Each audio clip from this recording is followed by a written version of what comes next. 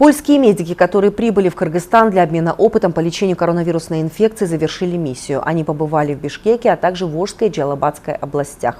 Побывали в больницах, а также приняли участие в лечении пациентов. При этом высоко оценили подготовку кыргызстанских врачей. Майрам Мурзакулова продолжит.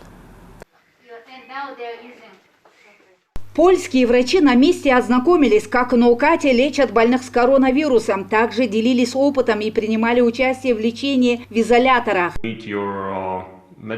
Руководитель группы вирусологов Михаил Мадевский отмечает, в городе Ош, в Наукатском, Карасуйском, Вузгенском, а также в Сузакском районе лечение больных с вирусом ведется правильно.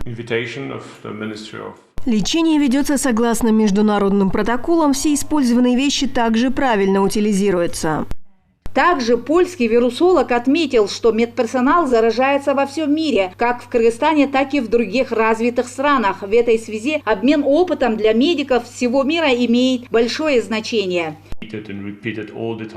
К сожалению, во всех странах заразились медики. Они первые встречают вирусных больных. Им было очень тяжело. Врачи дежурили круглосуточно. Усталость элементарно дает о себе знать. Везде, независимо от страны, во всех клиниках санитарный надзор должен быть на высшем уровне. От этого зависит все.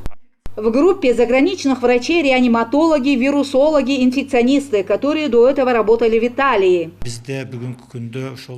Хорошо, что они к нам приехали, поделились опытом. Мы работали сами по себе, не с чем было сравнивать. Они видели и другие страны, привнесли взгляд извне. Обучение и подготовка, санитарный надзор – везде самое необходимое. Польские врачи прибыли в Кыргызстан на помощь 20 апреля. В течение 4 дней они пробыли в Бишкеке, после чего отправились в Волжскую и Джалабадскую область.